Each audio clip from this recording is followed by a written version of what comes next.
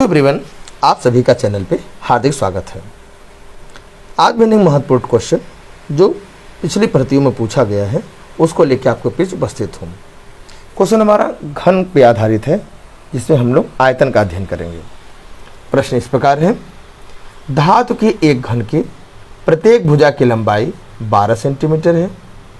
इसे पिघलाकर 3 छोटे घन बनाए जाते हैं। इन घनों में से 2 की भुजाएं क्रमशः 6 सेंटीमीटर और 8 सेंटीमीटर है। तीसरे घन की भुजा प्रत्येक भुजा की लंबाई क्या होगी? ध्यान समझा जाए। देखिए यहाँ पे एक बड़ा सा है क्या घन, जिसका प्रत्येक भुजा कितना है? 12 है। इसे गला करके छोटे छोटे 3 ठो घन बनाए जाते हैं। इसी को गला करके पहला, ऐसे ही दूसरा,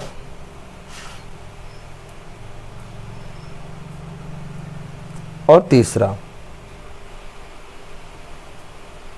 कुछ ऐसा आप इमेजिनेशन कर सकते हैं, मैं बनाने का प्रयास कर रहा हूं। इसका दिया है 6, इसका दिया है 8। अब इसका साइड पूछ रहा है, मैंने पहले का दिया है A1 कह दीजिए, दूसरे का A2 कह दीजिए और तीसरे का A3 कह दीजिए।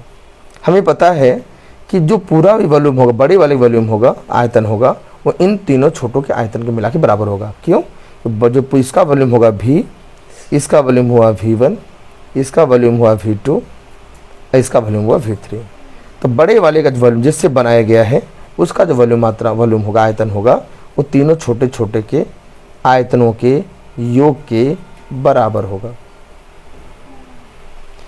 पहले का आयतन कितना होगा? A का क्यूब, क्योंकि इसको भुजा मैंने A माना है साइड को। इसका A1 का क्यूब, इसका A2 का क्यूब, इसका A3 का क्यूब। A का मतलब 12 दिया है तो 12 का क्यूब कर लीजिए। यहाँ 6 का क्यूब कर लीजिए, यहाँ 8 का क्यूब कर लीजिए। ये हमें वाला तीसरा वाला नहीं पता। हमें A पता है, A1 पता है, A2 पता है, A3 नहीं पता है। 12 का क्यूब करना होगा। 12 क्यूब कितना होगा?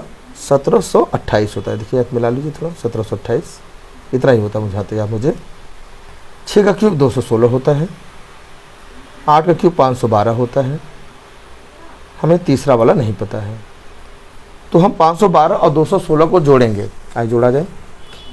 1728 बराबर 512 और 216 का जो योग होता है वो 728 होता है, प्लस A3 का क्यूब हो जाएगा। 728 इधर ले आइए तो 1728 माइनस 728 बराबर तीसरे घन के भुजा का क्यूब। अंतर लेंगे 1000 हो जाएगा। तीसरे भुजा का साइड का क्यूब हो जाएगा। ये 1000 को इस 10 का क्यूब कहते हैं। तो प्रश्न पूछा है कि तीसरा भुजा क्या होगा? 3 से 3 काट दीजिए, माने 10 सेंटीमीटर। जो तीसरा वाला होगा उसका साइड क्या होगा? 10 सेंटीमीटर। यही प्रश्न का एकदम सही और सटीक आंसर है। शायद आप समझ गए हैं और यही प्रश्न का एकदम सही आंसर है। इस तरह क्वेश्चन प्रतियोगी परीक्षा में बार बार पूछा जाता है। आप इसे प्रिपेयर कर लीजिए। मैं डिटेल समझा दिया, आप इसे शॉर्ट भी कर सकते हैं, डायरेक्ट कर सकते हैं। कैसे लिखेंगे? 12 का क्यूब बराबर 6 का क्यूब प्लस 8 का क्यूब और प्लस x का क्यूब कर दीजिए, ऊपर से सॉल्व कर दीजिए, आंसर आ जाएगा। मिलते हैं अगले क्वेश्चन में, तब तक thank you and bye bye.